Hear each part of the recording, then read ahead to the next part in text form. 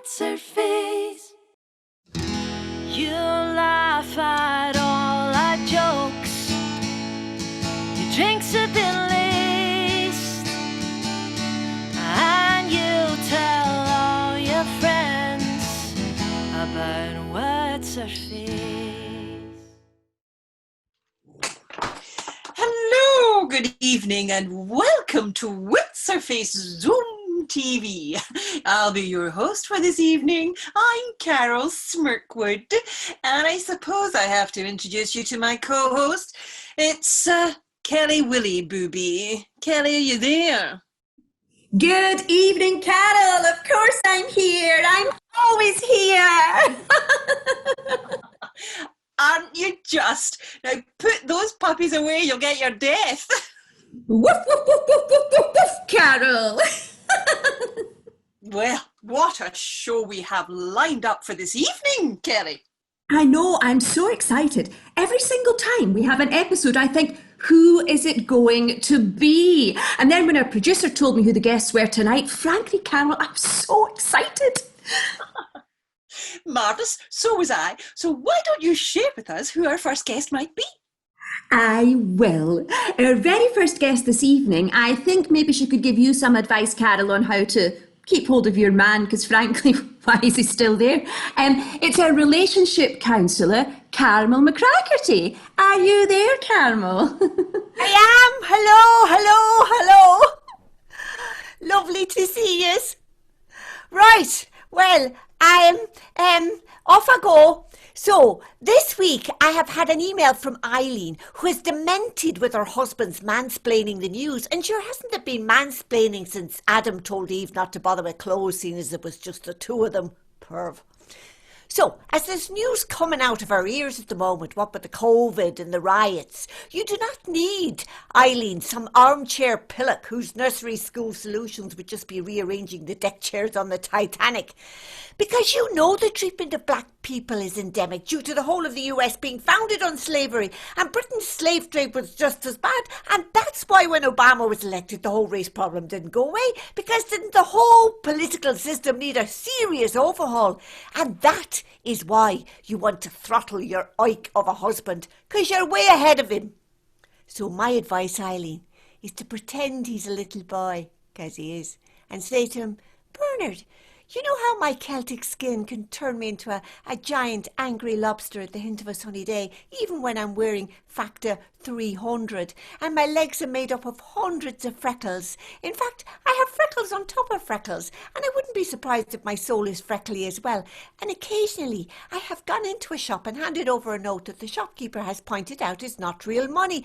And haven't we decided that someone must have sneaked it into my change, and the two of us have laughed at the cheek of him?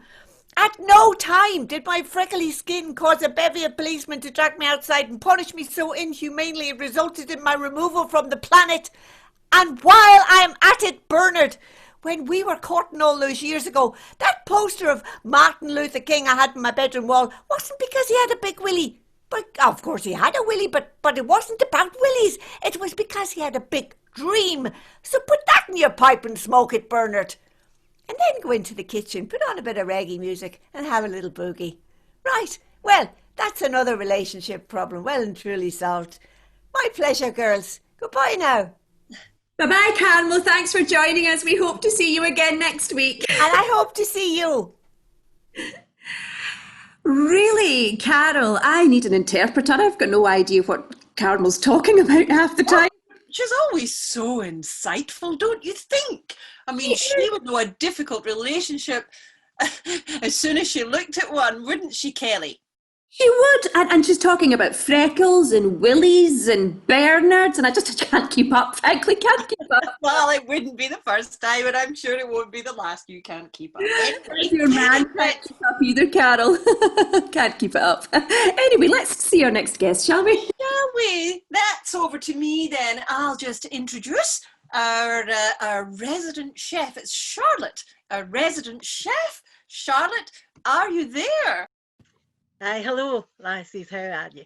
It's Charlotte, the pastry chef here, and I am here to talk to you about home baking and how to do it better. Now, before we start, let me just make it clear there will be no banana bread here. because it's an abomination.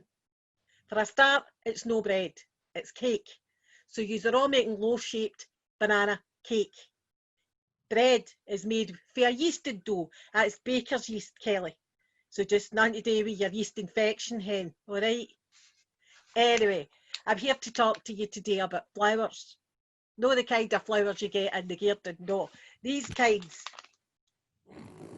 See, and I've covered Fred's face so you don't know that that's home pride flower. Just the advertising.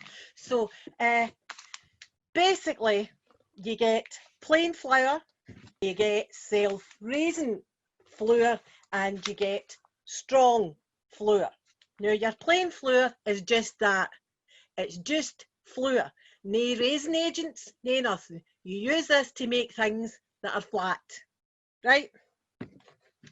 Self-raising flour is plain flour plus baking powder. Now, that is a white powder, Carol, but it is not the kind of white powder that you might be used to. Know what I'm saying, Sniffany? Anyway, self-raising flour is made for things that raise or rise, like cakes. Okay? Your strong flour. Now, this is a different thing altogether. This is made for wheat that comes from places like, say, Canada, that has got lots and lots of gluten in it to make it strong enough to grow up through all that ice and permafrost and snow that the Canadians have got. That is for bread and the best poof pastry you'll ever taste in your life. Now, you can make self-raising flour out of plain flour, but you can't make plain flour out of self-raising flour, and you can't make strong flour out of self-raising flour or plain flour. You could make it into strong self-raising flour, but I wouldn't, so don't you do it, because I'm qualified, you're no. If you're going to make your own self-raising flour for plain flour and baking powder, make sure you sieve it, otherwise your cakes will come out like Guru. You'll never be able to ice them, and don't do that either. So that's it for What's Wit with Wheat, with me, Charlotte, the qualified patisserie chef. All right, hey, Sheena, it's time to get your baps out, doll, and get your pie a wee batter round with that egg wash and whip it in the fan at about 160, all right, doll? Okay, ladies? Oh, thank you, Charlotte. I'm sure our viewers at home are dying to know, do you have a recipe for a lovely wee apple turn me over? Oh, we've turned me over. Well, you would start that with your strong flour because it makes off a good poof pastry, but enough about that the next time. I will talk to you sometime soon about shapes and shades of sugar. All right, dolls? Take care, Lovely. Cheery bye the new, Charlotte. I have to say, Carol, trust you to ask a question about being turned over. Oh, Carol. And you certainly understood all about being yeasty, didn't you? I've never actually had a yeast infection, I have to be honest with you, Carol, but you obviously have because you made the connection. So let's move on to our next guest. I simply cannot wait. It's our resident health guru, Mina Machina. Are you there, Mina? Welcome to a new me, screw you. Yeah, that's right. He got to keep the name of the business a holy healthy you. Oops, I'm not even allowed to say that or I'll get a penalty of £5 grand. But that's okay. I screwed my lawyer and he got me the best deal money can buy. I mean, the judge's actual words were, you get to keep all the money you need to start a business, and I got needs, Mike. So let's show Mike what my business costs are. Okay, guys, let's stretch these puppies. Oh my God, that is right. Hello, how good do they look? Yeah, I mean, how much are those puppies in the window? I mean, what? These puppies? Oh yeah, these puppies are an essential for my new me, screw you business. Yes, £20,000, not including the 5-star hotel. Oh, let's go do some squats, shall we? Okay, yeah, let's go and squat and get nice and low and think how amazing looks and who is missing out on that. And let's just go down, down, down, down like the zeros in Mike's bank account. And dip, dip, dip into the business essentials, and let's go up, up. Oh yeah, let's keep going up, up, up, up, up like the 10 grand butler. Woohoo! Oh, and to finish off, yes, Mike, I will finish you off. Let's go and do a headstand. All right, down we go, you gorgeous babes. Up we go. Woo! Open those legs wide, that's right. Hey, Mike, you also bought this. Woo! Woo! That's right. Close the legs, close the deal, and close your business down. That's it. What's the sun? That is a new me, screw you. So bring along all your divorcee pals next week. Back to you in the studio.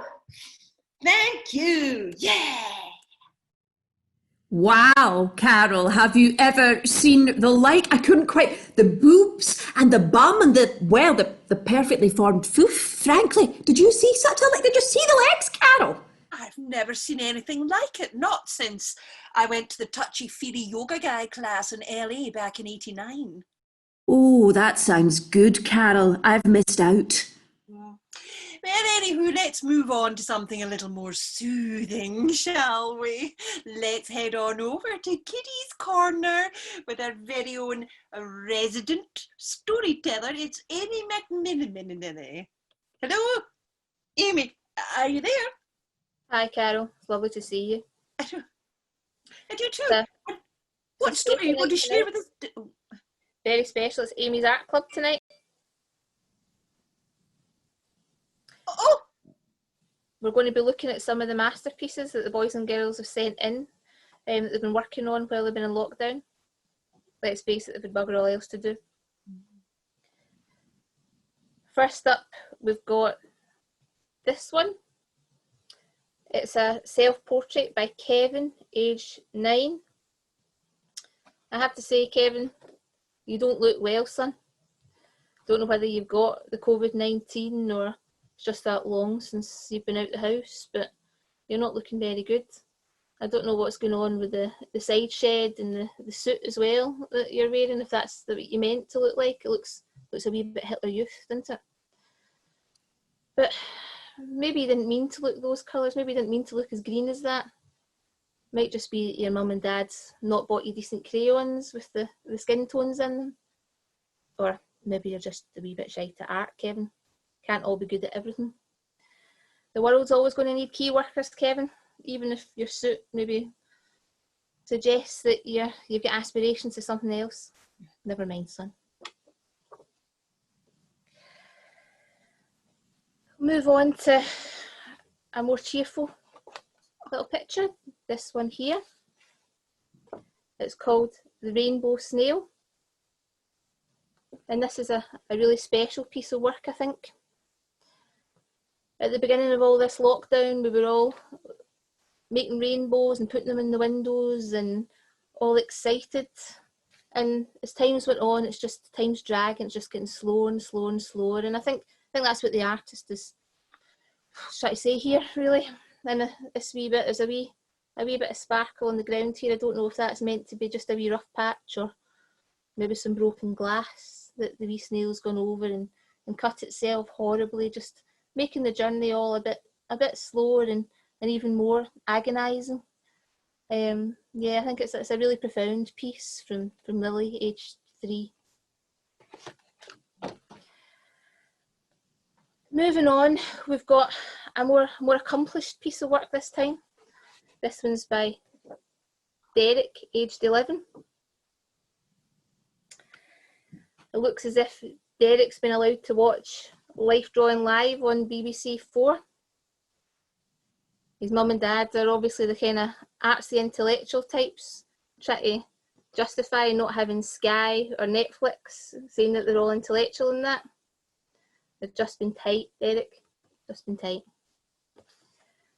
Hold on, it says what it says in the back here. My Uncle Peter by Derek. I think we'll maybe keep that one for social services, that one.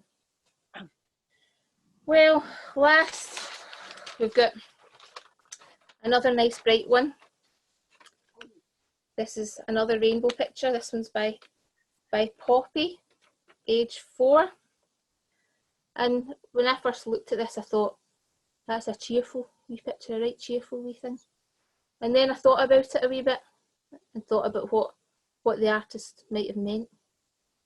And you look at the kind of burning hot sun and the person that's all red and stupefied down here, living too close to the sea, and you think it's about global warming and climate change and how mankind is just hurtling towards its own doom, and there's no stopping it now. It's a really special piece, really clever. I mean, well done, 4-year-old Poppy. So that's it. That's all the masterpieces that we've been sent in. Do keep them coming. I mean, surely you can do better than that pile of fish that you've just seen. And I'm looking forward to see what the boys and girls send in next. Oh, that's wonderful, Amy. And tell me, I was just wondering, could you share with our viewers who your favourite painter artist might be? Rolf Harris. Oh, well, I like this picture of the Queen. Thanks for sharing, Amy. He was good in Animal Hospital as well. Yes, I think that's our producer just saying it's time to head on now. So thank you for sharing, and we'll see you again soon. Bye. Bye the new.